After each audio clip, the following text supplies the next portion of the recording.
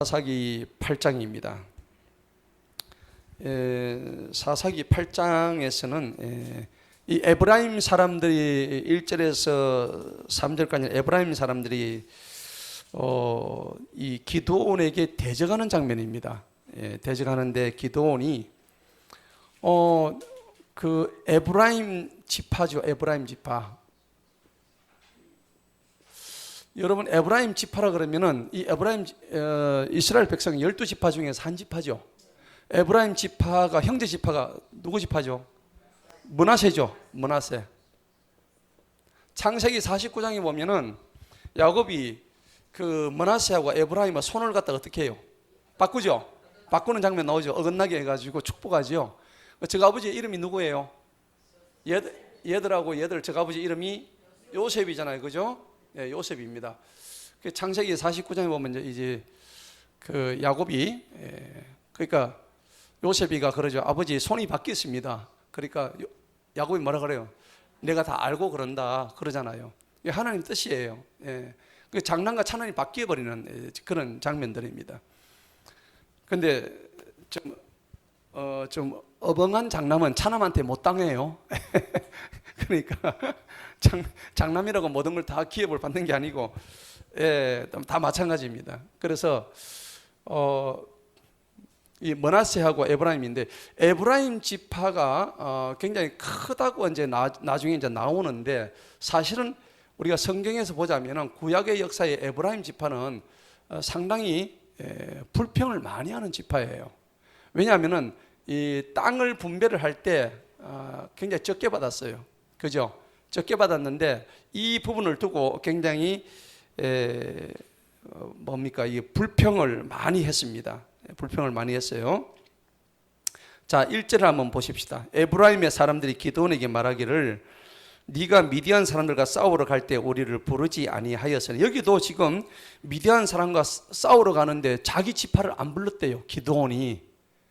사실 기드온은 이미 300용사 가지고 하나님께서 가라 했기 때문에 그 300명만 해도 충분한데 그 마지막에 이제 요단강 건너편에 가가지고 대기하고 있다가 여러 지파들이 참여를 못했어요. 근데 뒤에 앞에 7장에 보면은 12지파가 다 참여한 게 아니었습니다. 예, 부분적으로 이렇게 참여를 했죠. 7장에 보면 23절에 납달리 지파, 아셀 지파, 므낫세 지파 요 정도가 이제 가가지고 뒤쫓았죠. 그리고 이제 뒤에 24절은 7장 24절에 보면 에브라임 지파를 보고 가가지고 물줄기를 점령해가지고 오렙하고 스웹의 모가지를 잘라오라 그랬단 말이에요. 그러면은 실제로 전쟁을 마무리한 것은 우리가 볼 때는 마무리는 에브라임 지파가 다 했겠구나 생각하는데 사실은 얘들은 밥숟가락에 식탁 위에 밥숟가락 하나 더 올린 것밖에 없어요. 그런데 얘들이 지금 저거 잘했다고 생색을 내고 있는 이런 장면이거든요. 그래서 지금 많이 이게 불평하는 이런 장면들이 나옵니다. 그래서 이 불평이 기드온한테 대적하는 장면이죠. 기드온한테 대적하는 장면들입니다. 자, 그래서 에브라임 지파가 여러 가지 문제가 있었는데 가장 불평이 많았다고 했고 그리고 자기들이 받았던 영토가 끝에서 두 번째였습니다. 그렇기 때문에 불평이 많았다고 그래요. 예. 그리고 이제 뒤에 나중에 사사기 12장을 우리가 할 텐데 12장에 가면 사사 입다하고 또 한판 붙는 장면이 나와요. 그래 에브라임 지파에서 몇 명이 죽느냐면은 42,000명이 몰살을 당합니다. 42,000명이 이 입다하고 에브라임 지파 42,000명이 한꺼번에 하나님한테 몰살을 당합니다. 사사 입다한테 대적을 하다가. 그래서 이 에브라임 지파는 어째 보면 좀 못됐다고 할까. 그 못된 게 어디로 나타나냐면은 나중에 이스라엘과 북이스라엘과 남유다가 갈라질 때에 초대왕 누구예요? 여로보암이 있죠. 여로보암. 이 여로보암 왕이 어느 지파냐면 이 바로 에브라임 지파입니다. 아주 악하죠. 그 다음에 나중에 7대 왕이 나오는데 7대 왕이 아합 왕이 나옵니다. 북이스라엘에 이 아합 왕하고 여로보암 왕 얘들이 전부 다 에브라임 지파입니다. 예. 그러니까 좀 에브라임이 그렇죠. 못됐어요. 아주 좀 못돼. 복을 많이 받았는데, 그러니까 항상 이제 입에 불평을 많이 했어요. 우리가 이런 거 보면은 이 불평하면은 안 좋은데. 그리고 이제 이스라엘 왕국 전체를 이제 분리를 시켰던 이 이름파입니다. 자, 그게 이제 뭐냐 그러니까 결국은 에브라임 지파가 옛날에 저가 할아버지가 그 야곱이가 손을 어긋놓고 이렇게 축복을 했잖아요. 거기서 이 교만이 올라온 거예요. 네. 그리고 이제 뭔가 이제 자기 형이었던 머나세보다도 더 축복을 많이 받았으니까 그 우월감, 자신이 모르는, 예. 그 자아 속에 있었던 그런 교만과 우월감이 좀 있었겠죠. 그러니까 항상 자기가 뭔가 좀 낫다고 하는, 머나세보다 더 낫다고 하는 어떤 그런 우월감이 그 속에 항상 내재 있었던 거예요. 그래서 이 에브라임 집안은 항상 자기 중심적이었다. 그러니까 하나님을 대적하는 거죠. 여러분, 그러니까 자기 중심, 자기, 이 자기 중심으로 들어가면은 이 뭡니까 이게 하나님하고는 대적할 수밖에 없죠. 예, 하나님과 대적을 합니다. 그래서 자기 중심주의, 그 영어로 미이즘 이렇게 얘기해요. 미이즘, 내가 최고다 이런 말입니다. 내가 최고다. 예. 나뿐이야. 그죠? 예. 에고이즘, 나뿐이야. 그래서 나뿐인 사람이 나쁜 사람이다. 그래 얘기 많이 하죠. 예. 나뿐인 사람이 나쁜 사람이다.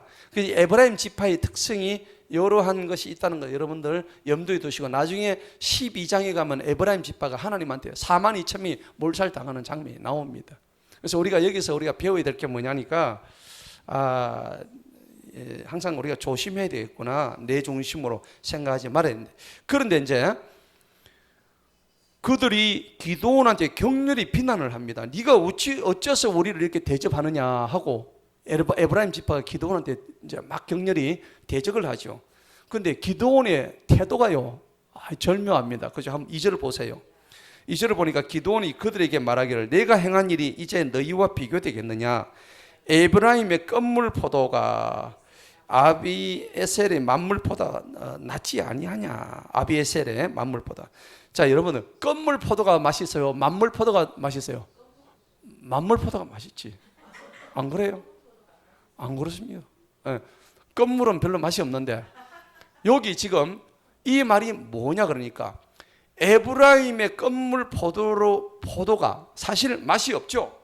맛이 없는데, 에브라임의 껌물 포도가 맛이 없는 것이 저기 아비에셀의 만물 포도, 엄청 지금 알이 땡글땡글 열렸던 그거보다 훨씬 낫지 않느냐. 이 얘기는 뭔 얘기냐니까, 너가 지금 훨씬 낫다.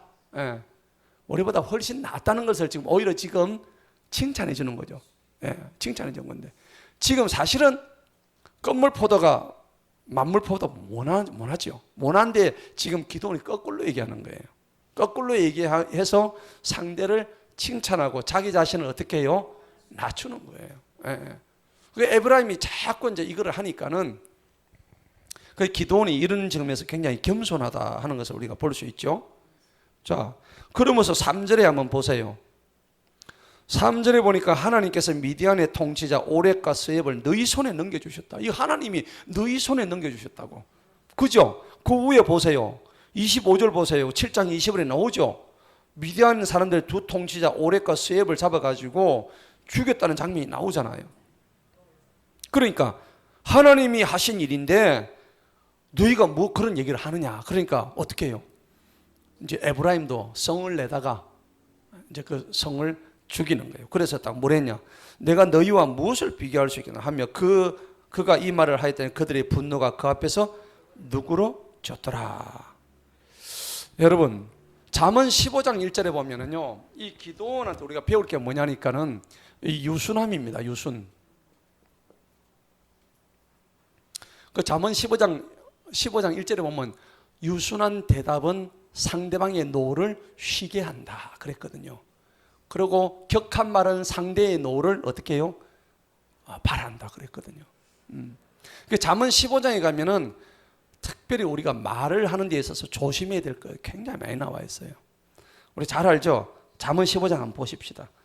잠언 15장에 보면 우리가 입술을 참 조심해야 된다 하는 것을 많이 이제 알 수가 있죠. 2절에 보니까는 지혜로운 자들의 혀는 지식을 올바르게 사용하지만 어리석은 자들의 입은 어리석은 것을 막 쏟아냅니다. 그죠? 예. 그리고 7절에 그 사전에 나오죠. 유순한 혀는 생명나무이나 그 안에 있는 그릇 때문 영을 상하게 한다. 그 다음에 7절에 보니까 지혜로운 자들의 입술은 지식을 전파하는 어리석은 자들의 마음은 전혀 그렇지 않습니다. 예, 예. 그리고 18절 다 같이 한번 읽어봅니다. 시작. 격분한 사람은 다툼을 일으키나 노염을 더디내는 사람은 다툼을 그치게 하느니라. 그렇습니다. 예. 자, 그래서 이게 잠언 15장은 계속 이 뭐 말에 대해서 이제 얘기를 많이 하죠. 그러니까 이 기도원이 굉장히 겸손합니다. 그래서 마태복음 5장에 우리 산상수훈에 보면은 화평케 하는 자들에게는 복이 있나니 그랬잖아요. 마태복음 5장 9절에 그죠? 예. 그래서 이 기도원은 이런 자세를 볼 때 빌립보서 2장 3절에 하여서 나보다 남을 어떻게 해요? 더 낮게 여기더라 하는 그 말씀을 실제로 이룬 사람이 이 기도원이라고 볼 수 있습니다. 그래서 만약에 이렇게 얘기를 안 했으면은 에브라임하고 한판 싸웠겠죠. 예. 그런데 아주 겸손하고 온유했던 것을 우리가 볼 수 있습니다.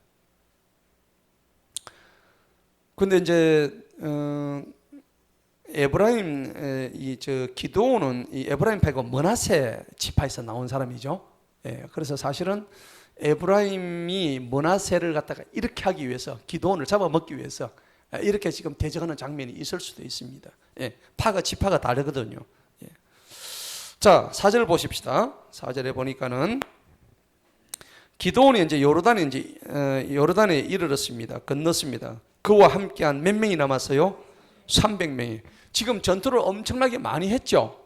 그 몇 명 죽었어요? 300명 중에서? 아무도 안 죽었죠. 지금 13만 2천 명에서 12만 명을 죽였어요. 그러면 이쪽도 뭔가 좀 죽어야 될 거 아닙니까? 그런데 오늘 여기 보세요. 요단강에 건넜는데 몇 명이 죽었냐면 300명으로 시작해주면 300명 그대로 다 살아있단 말이에요. 야, 참 대단하죠. 그러니까 이 전투는 사람과 사람이 하는 전투가 아니죠. 하나님께서 행하신 전투이기 때문에 사람이 안 죽죠. 그런데 이제 이 300명도 사람인지라 피곤했습니다. 그들을 막 쫓아갑니다. 그 여러분들 왜 하필이면은 기드온과 300용사일까? 300이 무슨 의미일까요, 여러분들? 뭐 한 500명 하지, 그죠? 한 100명 하든지. 300이란 것은 3 더하기 얼마입니까? 3이라는 숫자하고 100이잖아요. 100은 10 곱하기 10이죠. 맞아요? 그죠? 근데 이 성경에 보면 이 숫자의 비밀이 많이 있죠. 숫자가 많이 이렇게 등장을 하면서 뭐 6은 사람의 수다, 7은 완전수다, 3은 또 뭐 완전수다, 10은 충만하는 수다, 12는 또 뭔 수다 이렇게 나오는데 여러분 이 300이란 것은 3에다가 100 이 더하기가 아니고 곱하기죠. 맞죠? 제가 더하기라고 하잖아요. 3 곱하기 100입니다. 100은 10 곱하기 10이죠. 이 3이라는 숫자는 성경에서 항상 삼위일체, 하나님과 성자 예수님과 성령 하나님, 성부, 성자, 성령을 항상 의미하는 거예요. 예. 그래서 이게 기도원의 300용사 할 때 이 300이라는 숫자는 항상 하나님이 성부와 성자와 성령님이 항상 함께 하신다는 거예요. 우리 삶에도 이 성삼위 하나님이 함께 하시기를 축원합니다. 이런 삶이 되어야 되는 거예요. 그래서 삼위일체 할 때 이 석삼자가 해당이 되는 거죠. 그리고 여러분들 의자를 만들 때에 넘어지지 아니하고 바로 설 수 있는 숫자가 몇 개예요? 다리가 몇 개? 세 개죠. 예. 사람은 근데 두 개만 있으면 쓰죠. 그 사람이 위대한 거예요. 근데 물체는 어떻게 돼요? 탁자는 한 개, 두 개, 세 개가 돼야 되는 거예요. 예. 그래서 이 3이라는 것은 삼위일체고 그 다음에 완전함을 뜻합니다. 예. 그 다음에 100은 10 곱하기 10인데 이 10은 무엇을 의미할까요? 10이란 것은 우리가 보통 이렇게 생각할 수 있습니다. 10계명 맞죠? 예. 그 다음에 11조 맞아요? 11조 12조입니까? 11조 그죠? 11조 그러니까 이 10이라는 숫자는 10계명 11조 그 다음에 우리가 수학에 들어가면은 진법이 있어요. 진법 십진법 들어보셨죠? 십진법이 뭐예요? 옛날 고대인들은 1부터 쭉쭉 가다가도 9까지 가가지고 이 10이 안 돼서 안 나가는 거야. 이게 안 나가는 거야. 그런데 고대 이집트에서 십진법을 발견했어요. 고대 이집트에서. 그래서 이 수학의 세계에서 고대 이집트에 처음 발견한 십진법이 애굽에서 처음 나왔어요. 예. 그래서 10 이상의 숫자가 계속해서 발전해가지고 100, 1000 계속 갈 수가 있었던 거예요. 그래서 이 10이라는 숫자 자체가 뭡니까? 3자와 함께 해가지고 완전을 채워주는 충만한 숫자입니다. 충만의 숫자입니다. 그래서 계명도 10계명 우리가 가진 것의 10개 중에서 1개 이렇게 되는 거예요. 9일조 8일조 할 수 있잖아요. 8개 중에서 1개 이렇게 하는데 꼭 10개 중에서 1개예요. 예, 이렇게 지금 하는. 그래서 이제 기도원의 300용사 할 때 이 300이라는 숫자가 그런 의미가 좀 있다는 것을 여러분들 아시면 돼요. 그래서 이 300명이 한 사람도 안 죽었단 말이에요. 자, 여기서 한 명도 안 죽었다는 것을 볼 때 하나님의 일하심을 우리는 알 수가 있다는 겁니다. 그래서 그들을 뒤쫓고 있는데 뒤쫓아가다가 배가 고프죠. 지금 300용사가 일을 하다가 얼마나 배가 고프겠어요. 그런데 가다가 보니까는 두 곳에 자기들 형제들이 있어요. 이 숫곳이라는 곳이 있었어요. 숫곳은 누가 사느냐면 갓지파가 사는 동네예요. 갓지파. 이 갓지파 다 자기들 형제들 가문이잖아요. 근데 숫곳이 가는데 이 사람들한테 좀 먹을 거 좀 줄래? 했죠. 여기 뭐라고 했어요? 한번 보십시다. 5절에 백성에게 빵 몇 덩이 좀 줄래? 그랬죠. 예. 그럼 누가 뭐 하는데 하니까 나 지금 미디안 왕 살문나고 세바를 지금 쫓아가고 있어. 미디안의 왕이 2명이랬죠. 이 2명이라는 것은 왕이 실제로 2명이 아니고 연합군을 얘기하는 거예요. 아말렉족, 미디안족, 그 다음에 뭐 또 다른 족이 있었겠죠. 예. 블레셋족. 이런 이 연합군들의 왕을 지금 의미하는 거예요. 그래서 얘들 왕들을 내가 지금 쫓고 있는데 가서 배가 고프니까 밥 좀 줘, 빵 좀 줘 그랬더니 근데 빵을 줘야 안 줘요? 안 주는 이유가 뭐예요? 그 뒤에 나와 있어요. 내가 쫓고 있다. 숫곳의 통치자 6절에 뭐라 그래요? 세바와 살문나의 손들이 지금 내 손에 있는데 우리가 네 군대한테 지금 빵을 주어야만 되느냐? 지금 숫곳의 갓지파가 지금 하는 소리가 뭐냐니까는 하나님의 기도원의 300용사를 누군지 잘 모르는 거야. 지금 얘들이 하나님이 함께 하시는 군대인지를 모르는 거야. 맞죠? 설령 알았다고 하더라도 하나님보다 누구를 더 겁을 내요? 미디안을 더 겁을 내는 장면이죠. 하나님을 두려워해야 되는데 기도원과 300용사는 하나님을 지금 힘을 입은 용사잖아요. 그 걔들이 지금 쫓아가는데 얘들한테 빵을 더 줘야 되는데 오히려 얘들한테 빵을 줬다 얘들은 나중에 패하면은 우리가 미디안한테 잡아 죽이겠거든. 그러니까 겁이 나가지고 지금 13만 2천 명 중에서 12만 명이 죽어도 남은 게 몇 명이요? 15,000명 남았잖아요. 15,000명 가지고 300명이 어떻게 대적을 해? 계산해보니 답이 안 나오는 거야. 그래서 나는 너한테 빵 못 주겠어. 저 15,000명 쟤들한테 얘들한테 너가 박살나고 하면 우리는 전부 다 나중에 너한테 빵 줬기 때문에 우리는 다 죽을 거야. 겁난다는 거예요. 그러니까 하나님을 두려워하는 게 아니고 미디언을 두려워하고 있다는 이런 장면입니다. 나중에 이 숙고대들 어떻게 돼요? 참 다 기도원한테 그냥 박살납니다. 그 장면이 나오죠. 그 다음에 이제 뒤에 가니까는 7절 보세요. 기도원이 이제 그래 말을 합니다. 성질 났죠? 그래, 저 한번 보자. 내가 주님께서 세바와 살문나를 내 손에 넘겨주시면 그때 내가 너희들을 광야의 가시들과 찔레들 너희 살을 찢으리라. 내가 너가 완전 박살내볼게. 이 장면이 이 원어에 보면은 뭐라고 되냐면은 타작기 있죠. 옛날에 타작기 하면 이제 발로 밟아가지고 이제 집어넣잖아요. 너를 그거다 다 하나씩 하나씩 집어넣겠다 이렇게 표현되어 있습니다.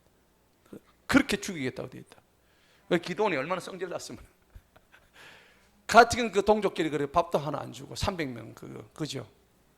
성질 나겠죠. 얘들이 배가 고파 죽는데 지금. 그래가지고 숫곳을 통과. 다음에 또 갔습니다. 그 다음에 나오는 지역이 어디예요? 8절 보세요. 버누엘에 이제 올라갑니다. 버누엘은 어떤 동네예요? 숫곳에서 보니까 한 8km 정도 가까운 동네예요. 거기서 얼마 안 돼. 이 버누엘이 여러분 창세기 32장에 보면 야곱이 저거 형님 에서 만나려고 기다리다가 밤새 천사와 씨름하는 장면이 있죠. 그 장소가 이름이 뭐였어요? 야복강가에서 버니엘입니다. 이게 버니엘. 예. 개혁에는 아마 버니엘로 되어 있을 거예요. 이 버누엘이 원래 뜻이 뭐냐면 하나님의 얼굴이다 이런 뜻이거든요. 하나님과 대면하다 이런 뜻입니다. 그래서 이 버누엘이 버니엘하고 똑같은 얘기예요. 여러분 버니엘 고등학교 있어요 없어요? 있죠. 예. 그러니까 버니엘 신학도 있고. 그러니까 버니엘이 뜻이 창세기 32장에 나오는 그러면 하나님의 얼굴을 대면하다 이런 뜻이거든요. 그래서 이 버니엘이라는 지역에 갔는데 얘들도 숙고하고 똑같이 얘기하는 거야. 밥 못 주겠다고. 그렇죠. 예, 하나 앞에 서다 이제 그런 뜻이겠죠. 예. 자, 8절 보세요. 버니엘 사람들도 숙곳의 사람들이 대답하던 거 똑같이 대답하죠. 그러니까 9절에 뭐라 그래요? 그래 요시 내가 너희들 나중에 평안히 돌아올 때 너희들 이 버니엘에 있는 망대를 갖다가 밟아볼 거다. 헐어볼 거다. 딱 얘기하죠. 맞죠? 그래가지고 이제 둘 다 배가 고픈데도 밥도 안 주니까 그냥 갑니다. 그래가지고 이제 세바와 살문나가 갈고리 있었고 그래가지고 쭉 있죠. 남은 자가 몇 명요? 15,000명 남았어요. 300명을 가지고 15,000명을 죽이는데 죽일 수 있어요 없어요? 사람의 힘으로 안 되죠. 하나님의 능력이 함께 하시니까 얘들 아무것도 아니에요. 얘들은 이제 도망갔지만은 15,000명인데 300명이 오니까는 15,000명 가지고 300명 저것점이야 하고 편안하게 또 자고 있었어. 또 자고 있었는 거예요. 자 봅시다. 11절에 그 장면이 나오죠. 기드온이 노바와 욕부와 동편 장막에 가는 길을 따라 올라 그분들 쳤으니 이는 그 군대가 안전하게 있었다. 저것 딴에는 안전했죠. 근데 저거는 안전하게 있을 땐 이유가 뭘까요? 설마 300명이 15,000명을 대적할 수 있겠나? 이렇게 생각하죠. 이게 인간의 생각이에요. 하나님의 약한 자를 들어서 강하게 쓰십니다. 예. 아무것도 아닌 자를 하나님은 귀하게 쓰시는 분이에요. 300명을 들어서 15,000명을 박살을 내시는 분이에요. 그죠? 자, 그래서 모든 군대를 완전히 쳐보셨습니다. 이제는 완전히 이제 다 박살냈죠? 내고 이제 돌아옵니다. 자, 돌아올 때 이제 앞에서 밥 안 줬던 그 두 곳이 있었죠? 숫곳하고 버니엘입니다. 얘들을 어떻게 하는 건지 한번 보십시다. 여호와의 아들 기드온이 해가 뜨기 전에 전투에서 이제 돌아옵니다. 숫곳 사람들 한 사람 붙잡아가지고 그에게 물으니 숫곳의 통치자들과 장로도 곧 70명에 관해서 기도는 설명을 쫙 해줍니다. 우리 장로가 70명이고 저 어디 있고 쟤들이 지금 어디 숨어 있고 다 얘기 다 해줍니다. 기도원이 어떻게 해요? 그가 숫곳의 사람들에게 이르기를 말하여 너희가 세바와 살문나 함께 나를 비난하여 말하되 세바와 살문나의 손이 지금 내 손에 있기에 우리가 피곤에 지친 내상 빵을 줘야만 하였던 세바와 살문나를 보아라. 자, 세바와 살문나의 손이 지금 네 손에 있기에, 이 손이 누구의 손이 있다는 얘기는 뭐냐니까요. 고대 근동에서의 전쟁할 때는 상대방이 죽으면 상대방이 손을 잘라오는 게 관습이었습니다. 상대방이 손을 잘라오는. 그런데 우리나라 임진왜란 때는 죽으면은 뭘 잘라왔어요? 어? 그 상처는 뭐라 했어 방금? 상투. 상투는 아무것도 아니지. 상투 내 상투 아무나 뭐 100개로 잘라가라. 그게 아니고 귀를 잘라왔다니까. 그래가지고 일본에 가면 외놈들이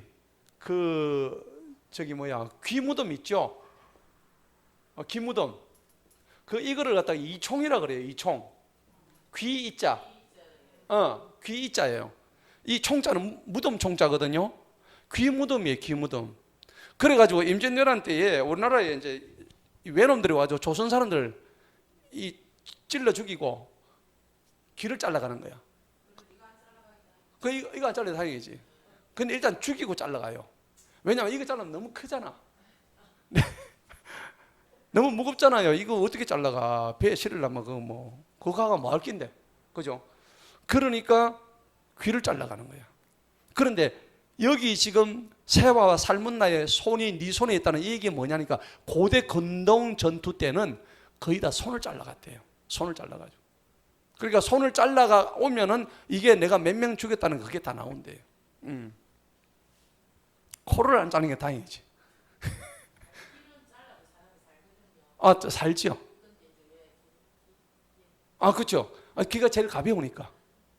찔러 죽이고. 찔러 죽이고.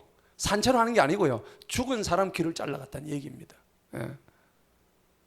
귀가 제일 가벼울 것 같아. 자르기 제일 좋잖아요.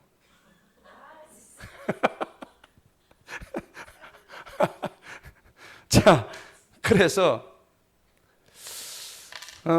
지금 내 손에 있기에 우리가 살문나를 보러 가고 이제 그래가지고 이제 16절 보세요. 성읍의 장로들을 붙잡고 광야의 가시와 찔레로 숫가산 막 찔러 죽였습니다. 그냥 아까 뭐예요? 타작기계 집어넣어가지고 죽였다는 얘기입니다. 빵이나 좀 주지, 그죠? 같은 동족끼리. 또 17절 보세요. 버니엘의 망대를 흘러내립니다. 망대는 뭡니까? 옛날에 성읍들은요, 제일 먼저 외적의 침입을 먼저 알 수 있는 곳이 어디였어요? 망대잖아요. 망대가 무너진다는 것은 그 성읍 전체가 다 무너진다는 얘기입니다. 망대를 흘러버린다는 얘기는 그 성읍이 완전히 짓밟혔다는 얘기입니다. 그러니까 숫고다고 버니엘 이거는 완전히 그냥 박살이 났다는 겁니다. 작살. 그 성읍의 사람들 다 죽여버렸다. 자, 그때 그가 세바와 살문나에게 말합니다. 너희가 다버려 죽인 자들 어떻게 생긴 사람들이냐 하니 그들이 대답하기를 그들도 너와 같이 각자가 한 왕의 자식들 같더라.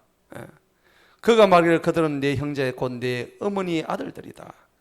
주님께서 살아계시는 맹세는 만일 너희가 그들을 구하여 살렸더라면 나도 너희를 죽이지. 너희가 그렇게 그 아들들을 갖다가 잔인하게 죽였으니까 나도 너희들을 때려 죽여야 되겠다. 그래 얘기합니다.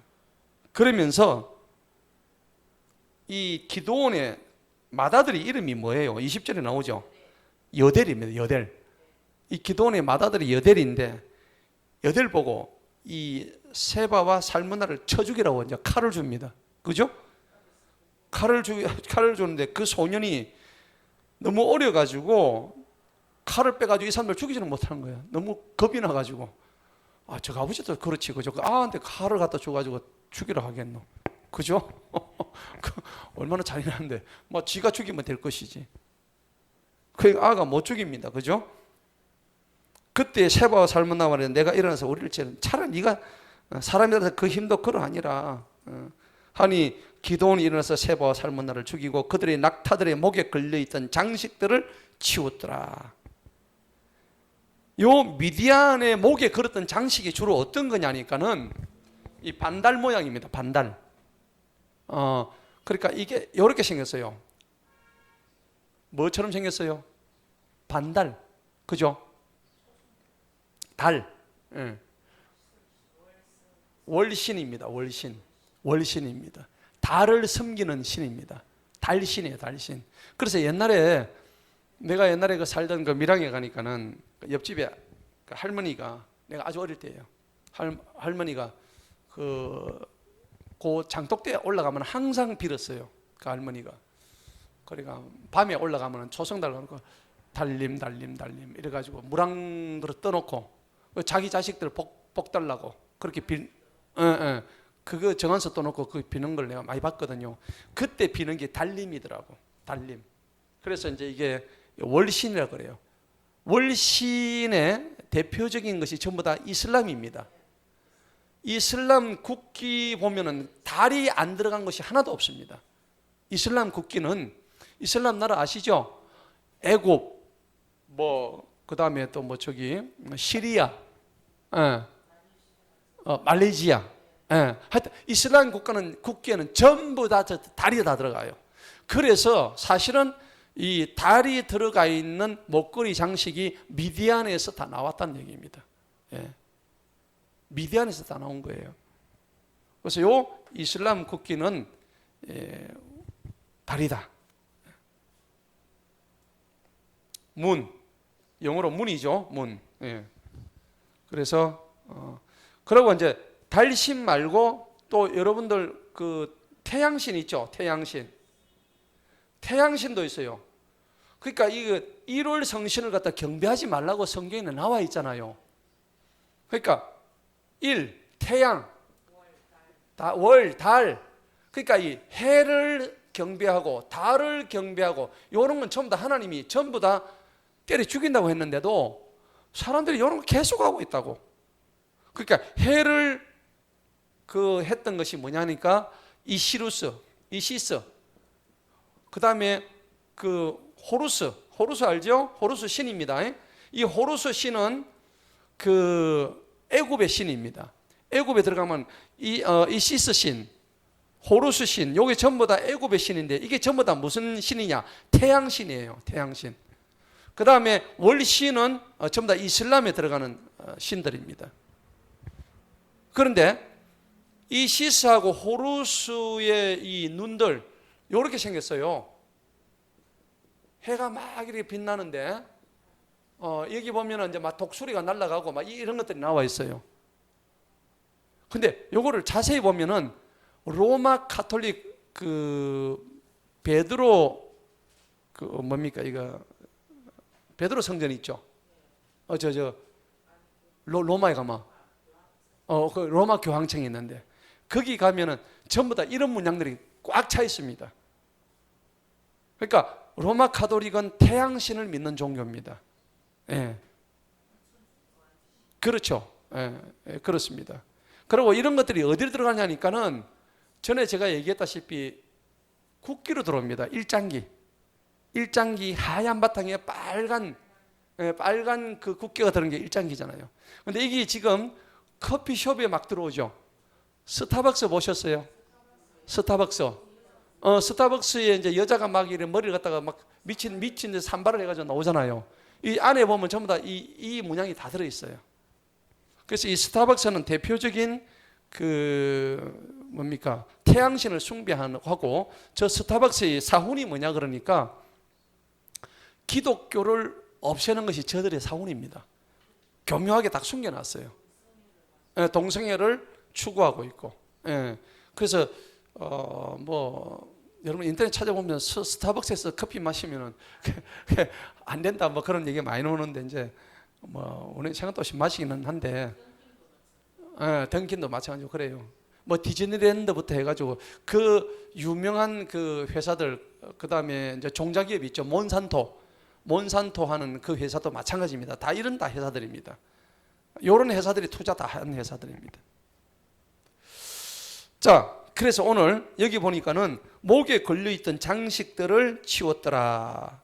초승달 장식입니다. 미디안의 우상이 바로 달입니다. 자, 이래 되니까는 이제 사람들이 어떻게 했어요? 와, 대단하네. 기도는 정말 너와 함께하는 하나님이 정말 멋지다. 이래 됐겠죠? 그래가지고 이제 22절 보십시다. 그때 이스라엘 사람들이 기도원에게 말하기를 당신과 당신의 아들과 당신의 손자가 우리를 다스리소서. 이는 당신이 미디안의 손에서 우리를 건져냈었기 때문이다. 잘못됐죠? 당신이 미디안의 손에서 우리를 건져냈다. 아니죠. 하나님이 하셨는데 이 사람들이 벌써 여기 영적인 상태가 보이죠. 사람을 쳐다보고 있는 이 사람들의 영적 상태가 지금 바로 보이는 거예요. 자, 그래서 하나님은 이런 걸 굉장히 싫어하십니다. 백성들이 하나님한테 묻지도 아니하고 당신이 우리를 대신해서 왕 좀 대주세요. 당신이 우리를 구출했기 때문에. 자기들 임의로 지금 왕을 세우고자 했던 저들의 불신앙을 지금 볼 수가 있는 거예요. 여러분, 성경에 왕은 누가 세우세요? 하나님이 세우십니다. 네, 하나님이 모든 걸 다 세우셔요. 왕위를 피하시는 것도 하나님이시고, 다 그런 거예요. 역대 지도자들 다 누가 세우셨어요? 우리가 뭐 보고 욕을 하고 저 사람 뭐 대적한다, 뭐 정치적으로 난 저 사람 반대다 하는데 사실은 다 누가 세웠어요? 하나님이 세우신 거예요. 예. 우리가 욕을 하는 그 사람도 하나님이 이유가 있어 다 세우신 거예요. 김정은을 왜 그래 세웠겠어요? 뭐 김정은이 좋아서? 김정은은 철저한 하나님의 도구일 뿐입니다. 예. 느부갓네살 보세요. 애굽의 바로왕 보세요. 얼마나 400년 동안 그렇게 그 이스라엘 백성들이 못할 짓을 했겠어요. 그렇지만 하나님이 도구로 쓰이는데 오늘 얘들은 지금 그걸 모르고 있는 거예요. 자, 기드온이 이제 드디어 얘기를 합니다. 내가 너희를 다스리지 않겠다. 내 아들도 너희를 안 다스린다. 주님께서 너희를 다스리시라. 발음을 하죠. 그러니까 기드온의 능력은 기드온의 능력이 아니죠. 누구의 능력이에요? 하나님의 능력이란 말이에요. 그래서 나는 안 다스린다 된 거죠. 결국 기드온이 뭐 지가 왕이 된 건 아닙니다. 그러면서 내가 너희에게 청하노니 24절에 너희가 각자 약탈한 귀걸이를 내게 줘라. 이는 그들이 이스라엘 사람 이름으로 금 귀걸이가 있었기 때문이다. 자, 금이 얼마나 많은지 한번 볼까요? 자, 그가 여초한 금 귀걸이들의 무게가 금이 1700세겔이다. 1세겔이요. 여러분 뭐 저기 많이 나오죠. 우리가 뭐 고대에 이제 그 무게 뭐 도량형 나오는데 1, 2세겔, 세겔이라 그래요. 1, 2세겔은 11.4g 정도 된대요. 11.4g. 그럼 1700 하면은 이게 키로로 따지면은 금이 이 골드죠. 골드가 약 21kg쯤 된대요. 그래가지고 내가 오늘 이 금 1kg이 지금 시가가 얼마나 찾아봤어. 얼마쯤 될까요? 금 1kg이. 금 1kg이 몇 돈일까요? 찾아보니까 267돈이래요. 금 1kg이. 금 1kg 있으면 좋겠죠? 금이 267돈이니까. 황금에 눈물지 마십시다. 그런데 1kg이 계산하니까는 지금 8,500만 원 정도 된대요. 시가가. 지금 시가가 1kg이. 금 1kg이. 그러면 지금 여기 거두은 게 1700세겔이잖아요.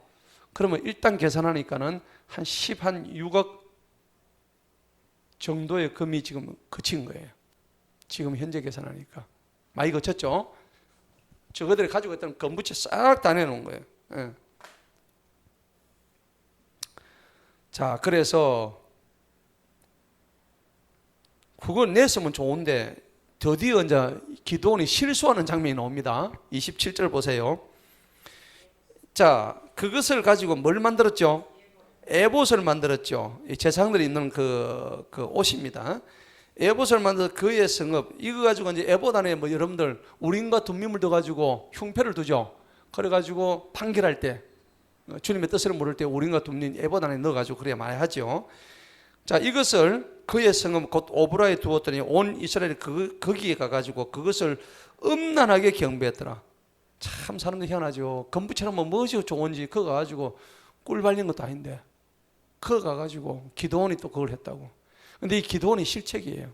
이렇게 하면 안 돼. 그것이 기드온과 그의 집에 올무가 되었더라. 아, 기드온이 여기서 이제 드디어 이제 판단력이 흐려지기 시작합니다. 하나님의 사람도 그죠? 순간 잘못하면 이렇게 판단력이 흐려지는 거예요. 우리 여기서 우리가 경고받고 우리도 교훈을 얻어야 됩니다.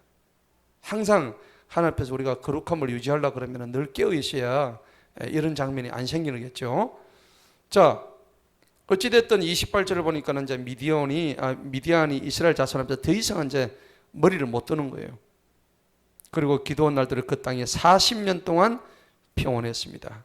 기드온이 하고, 그리고 이제 기드온이 또 여기 보니까 뭐 썩 잘한 건 아닌 것 같아요. 30절 보니까 뭐 잘했습니까?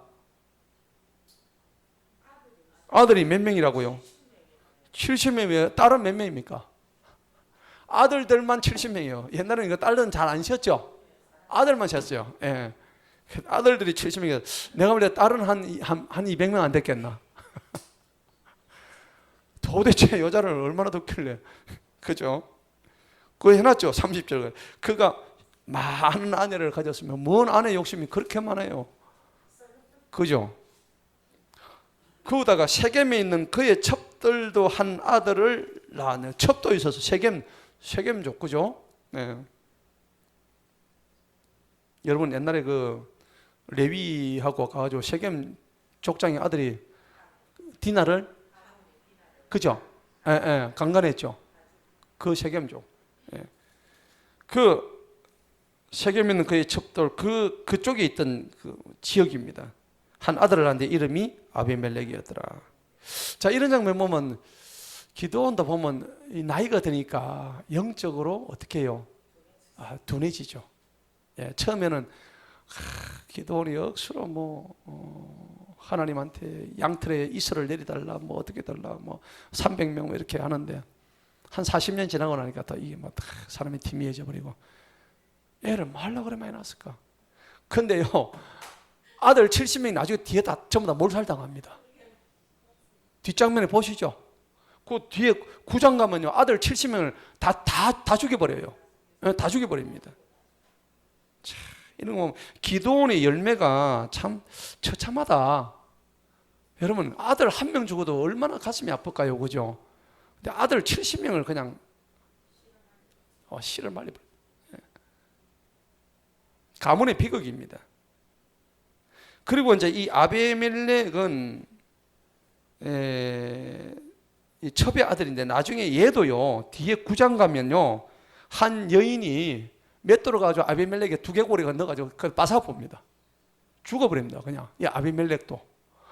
결국은 전부 다 몰살당합니다. 와, 기드온의 자손들이 하나도 없는 거야. 하나님 그래 만들어버리는 거야. 에봇 잘못 만들어서. 그죠? 와. 그래서 오늘도 내가 이제 우리 그 강사 목사님이 오셨어요. 우리 금요일날 우리 나라 사는 기도하는데 강사 목사님이 오늘 우리 교회 왔다가 이제 저 좀 보고 갔는데 그 목사님 그러시는 거예요. 하나님께서 자기 거룩한 세대를 갖다가 김재호 교수님이 와가지고 거룩한 세대를 하라 그러는데 만들어 가는데 다음 하나님 자기 그 말을 하시더라고. 다음 세대를 거룩한 세대를 해야 되는데 어떻게 됩니까? 다음 세대도 찾지 마라. 니부터 먼저 거룩해라. 그렇게 얘기를 하시더래요. 그렇잖아요. 그래서 저도 그런 말씀을 한 번 받은 적이 있거든. 남을 뭐 판단하고 정죄할 게 아니라 하나님 아버지, 저도 기도하는데 저 이단들을 갖다가 없애주세요. 그러니까 네가 이단이다 이러잖아. 네가 이단이다. 네 속에 이단을 봐라. 그런 말씀 하시더라고요. 그건 제가 충격받았어요. 기도 중에 그런 마음을. 네 이단이 멀리 있는 게 아니다. 네 속에 지금 이단들이 얼마나 많은. 오늘 기도원도 마찬가지거든요. 자기 속에 있었던 영적인 결핍, 영적인 부족함, 영적인 타락, 이런 것들을 바라볼 때 우리가 얼마나 조심해야 되는가. 그 천하의 기도원이 생각이나 해보세요. 300명을 가지고 13만 5천 명을 때리잡는 기도원이 이 말년에 지 새끼들 70명이 아들이라고는 씨를 다 말려버린 하나님이. 예. 물론 그 하나 뭐 남겨두는 아들도 하나 있더만은 어찌됐든요. 우리가 이런 장면 보니까 정말 참 우리도 이 교훈을 얻어야 된다. 자, 32절 봅시다. 요아스의 아들 기드온이 나이가 많아서 죽으니 아비에셀 사람들에게 속한 오브라에 있는 그의 아버지 요아스의 묘실에 장사하였더라. 그러니까 이제 문제가 이제 드디어 나옵니다. 33절 다 같이 한번 읽어봅니다. 시작. 기드온이 죽자.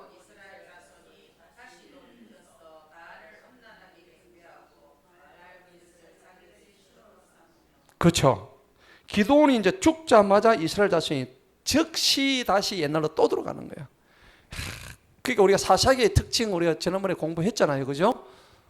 항상 타락하고 회개하고 구원하고 다시 또 재타락하고 이게 우리의 모습입니다. 이게 우리의 모습이에요. 34절을 보니까 이스라엘 자손이 주위에 있는 그들의 모든 원수들의 손에서 그들을 건져내어 주신 주 그들의 하나님을 기억하지 아니하고 기억을 못한 거예요. 얼마나 까마귀 고기 삶아 먹었으면. 여러분 우리 자신도 마찬가지죠. 하나님 은혜 받을 때는 막 좋아. 그런데 내가 뭐 은혜 좀 잃을 일이 좀 있어. 그러면은 언제 뭐 하나님 언제 뭐 내가 만났노?